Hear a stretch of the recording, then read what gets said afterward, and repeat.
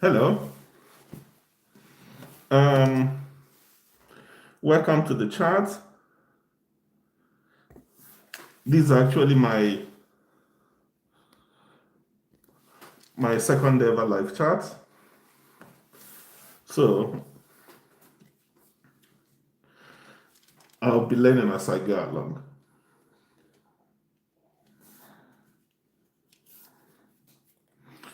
And let me wait to see if we're going to get some people joining the chat.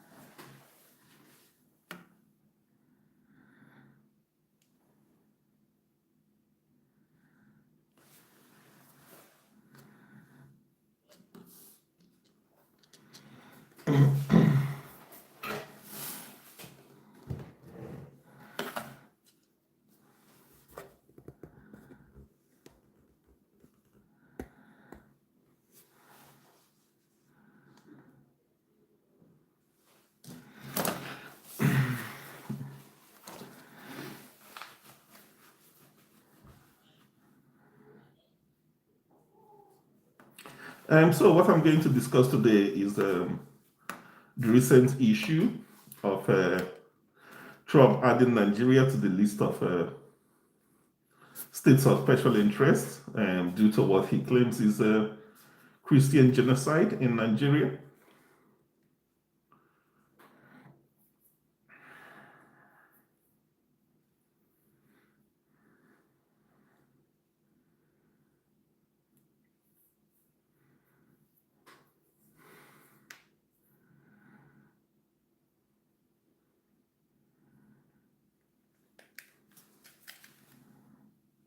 Mm.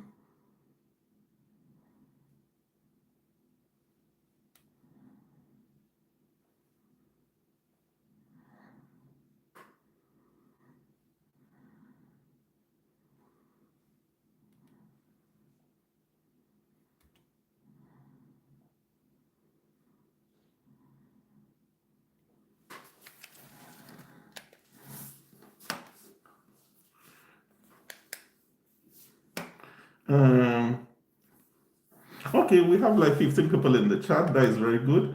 Thank you guys. Thank everyone. Thank everyone for joining. I just want to discuss today the issue of Trump adding Nigeria to state of special interest because of what he claims is a case of Christian genocide in Nigeria. So welcome everyone back to the channel. If you're not following my channel at the moment, please, I'm trying to grow this channel, so let's grow together. Just take this opportunity before I start to follow the channel. I will appreciate it so much.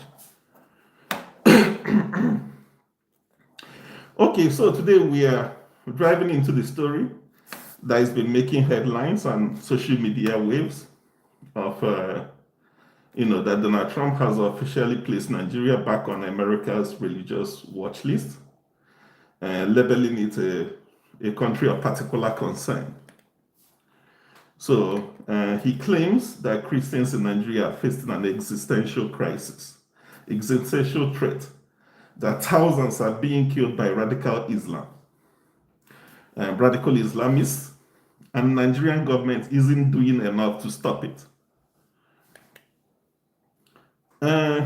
So, like you will guess, this statement has generated a lot of discussion in Nigeria, a lot of conversation in Nigeria because it's not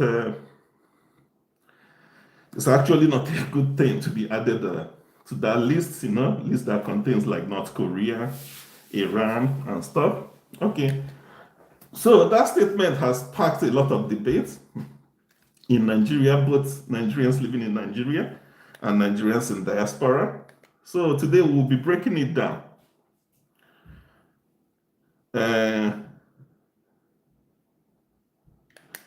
What Trump actually meant to say So what Trump said, how Nigerians from the president to the ordinary citizens have responded, and why these issues go beyond religion, touching politics, insecurity, and global perception. So if you're here, just stay tuned. I will unpack everything. Just give me a follow if you're not following the channel, as we unpack everything and what everything means. If there is actually a Christian genocide happening in Nigeria. So what did Trump do and why does it matter? So on the October 31st, 2025, Trump announced that Nigeria will be designated a country of particular concern under the International Religious Freedom Act of 1998. This allows the US to flag nations allegedly violating religious freedom and, if necessary, restrict aid, halt certain trade deals, or limit diplomatic engagement. So, as you can see, it's not a good thing. Trump said that Christianity is facing an existential threat in Nigeria. Thousands of Christians are being slaughtered by radical Islamists. The Nigerian government, he said that the Nigerian government must act. So those are the things that Trump said. Okay. And if you don't know, Nigeria was on this list earlier during Trump's first term. It was, I think, Joe Biden that later took Nigeria out of the list when Joe Biden came in and said that quite a bit has improved. And Nigeria was on the list in 2020, but removed in 2023 by the Biden administration. So Trump's move is both political and symbolic, reinforcing his narrative about defending Christians worldwide.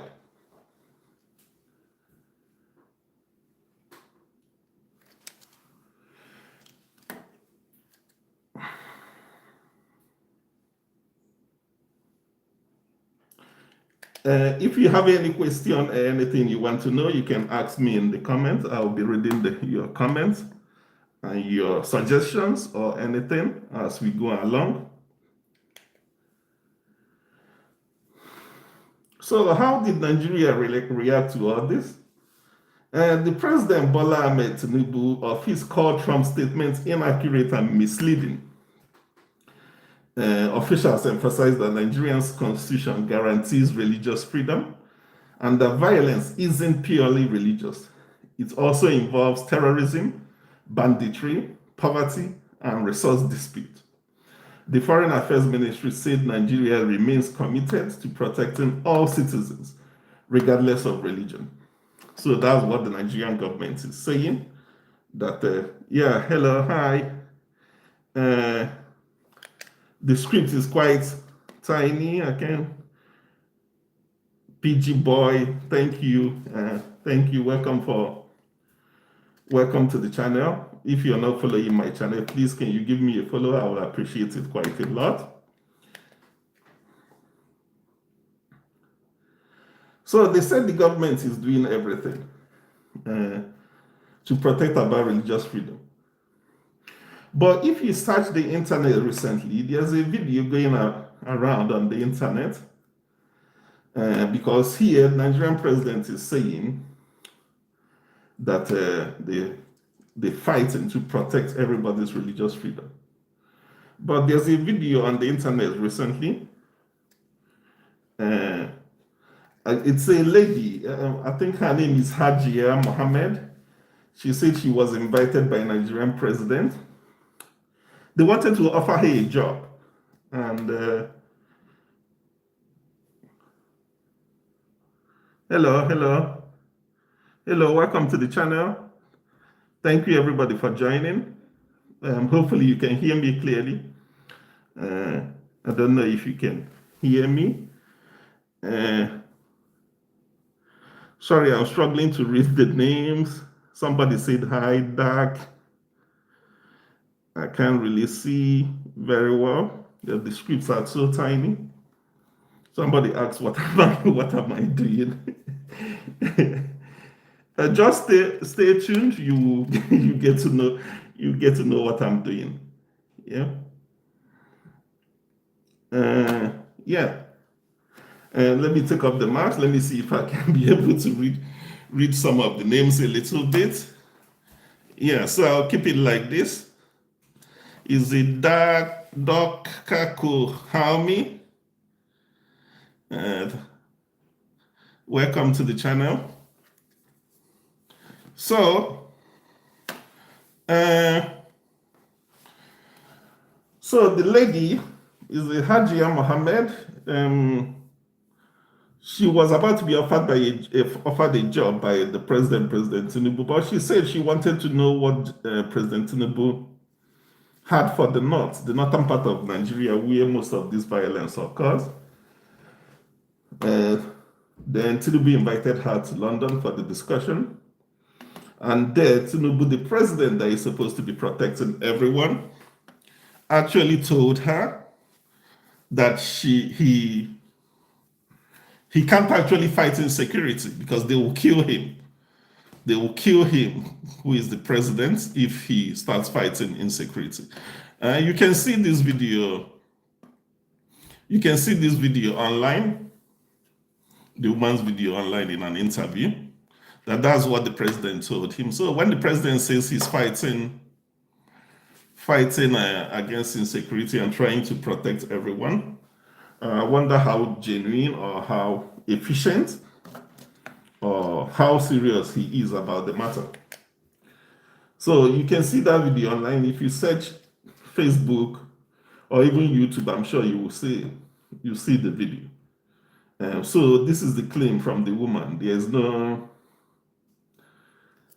no confirmation or any response from the federal government saying if it's true or not. So that's what the lady said.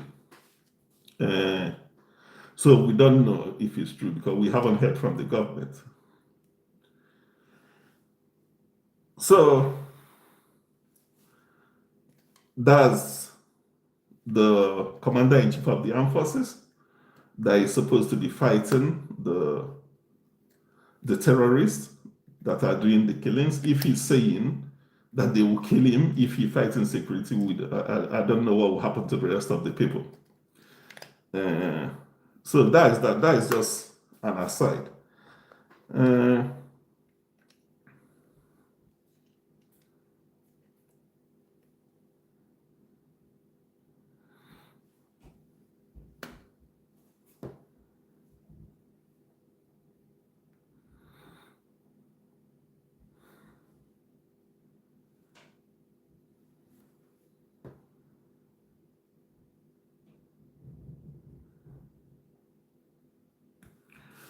Also, I'm just giving you examples of people in Nigerian, high-ranking Nigerian officials.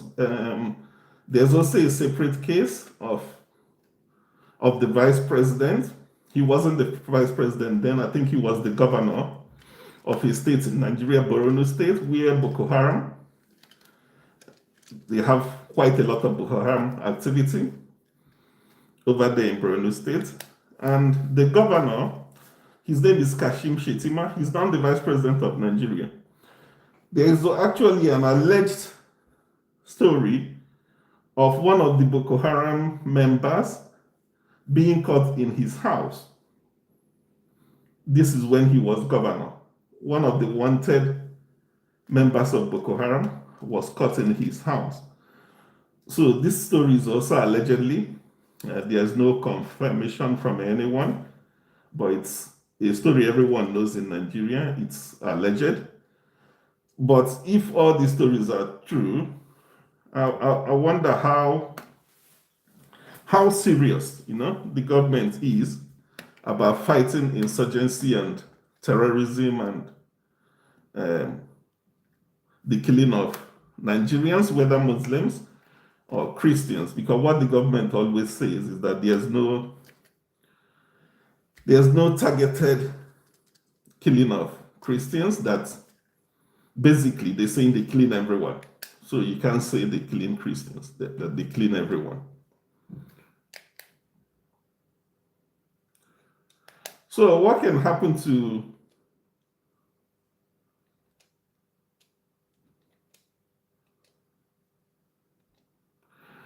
So, being designated as a country of special interest, what can it do to a country? So, generally, it can affect relationships, Nigerian relationship. There can be restrictions on aid program and trade programs between Nigeria and the United States. Uh, it might shift Nigeria from seeking alliance with China and Russia or India more than the United States, because the United States will try to limit any kind of relationship with Nigeria. And he also doesn't, it's not a good look being on the same list with like Iran and North Korea. It carries a lot of stigma, you know.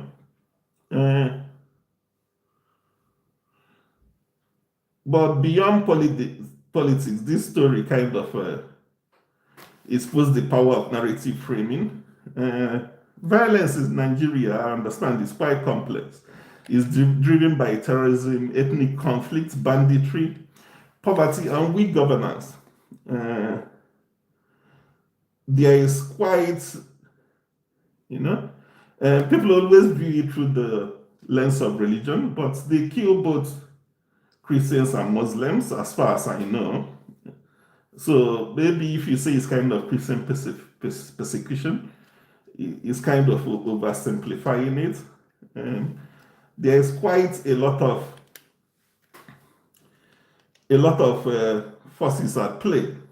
You know, sometimes it's even fight for political power. The politicians are just using these youths who are unemployed or don't really have much.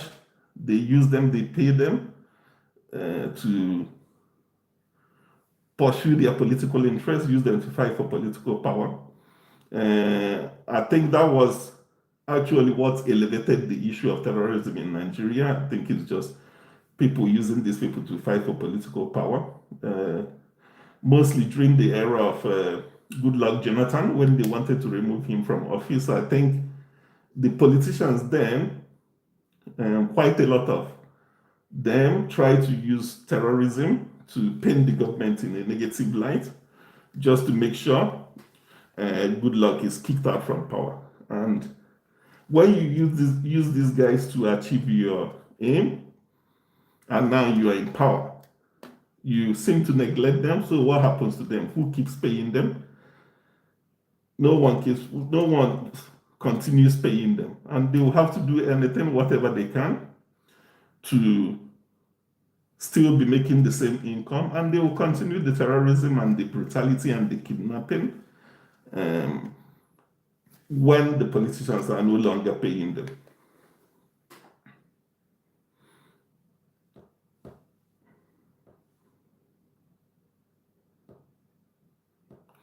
So Nigerian real struggle is systemic failure, weak security, corruption, poverty, and extremist violence. And the focus on religion alone can misrepresent the crisis and fuel misunderstanding abroad.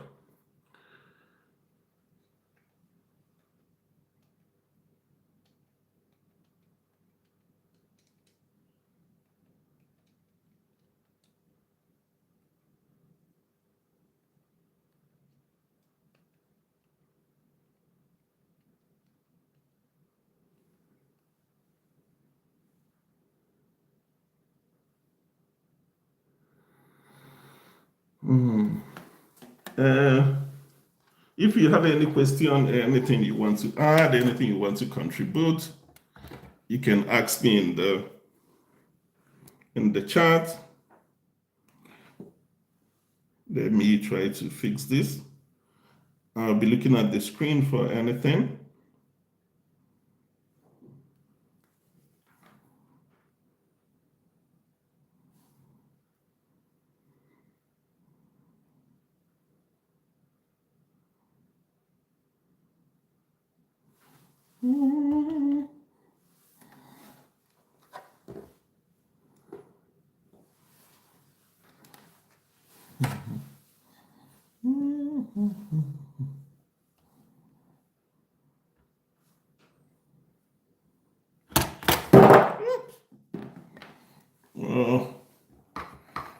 My setup is falling apart. Sorry, everyone. I'm trying to keep this standing.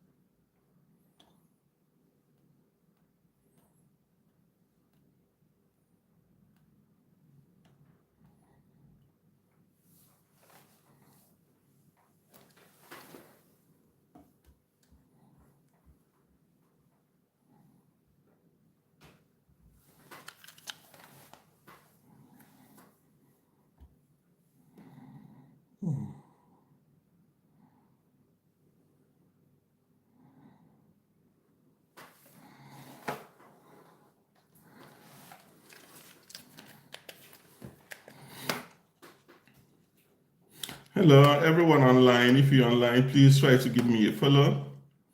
I will appreciate it quite a bit.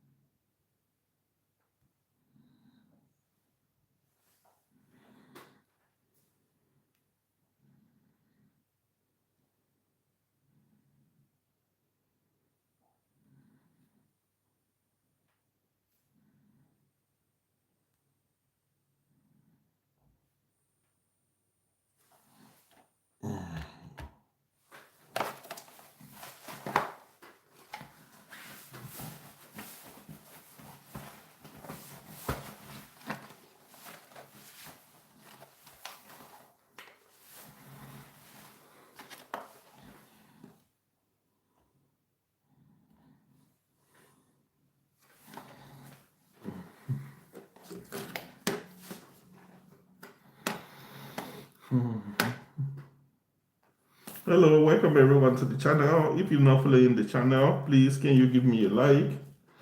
That would be heavily, greatly appreciated.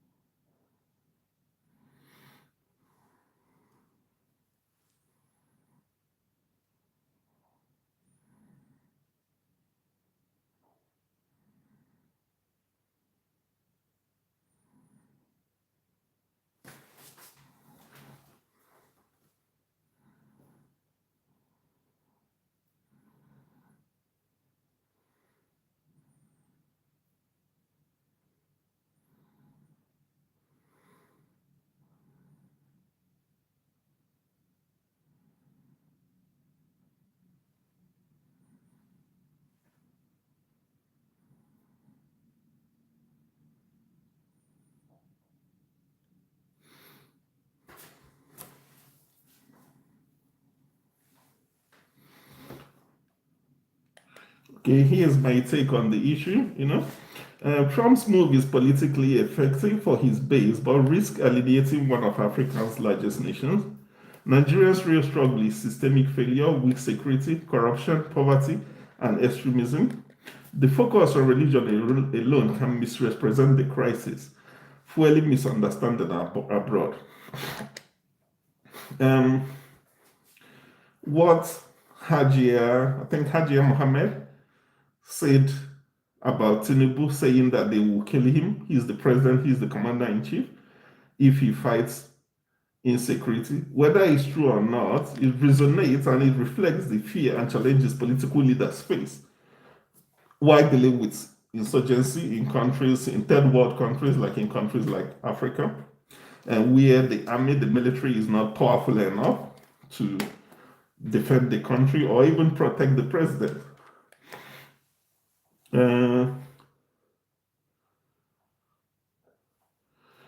So I want to ask, do you think Nigeria should be on that list?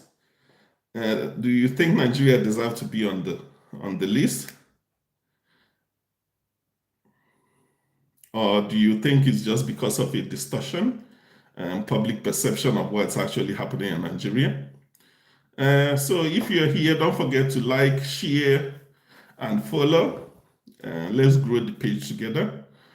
From time to time, I will be holding these live videos just to try to connect with the followers a little bit more. This is my first time, so there's my second time doing this. I'm still trying to figure it out. There was quite a bit of technical issues. So I'm hoping by the next time we do this, it will be a little bit more seamless than today. I'll try to,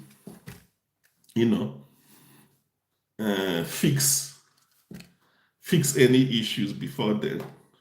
And thank you everyone that joined today. See you next time. Keep watching my video, keep liking, keep sharing, and try to follow. Thank you, and bye.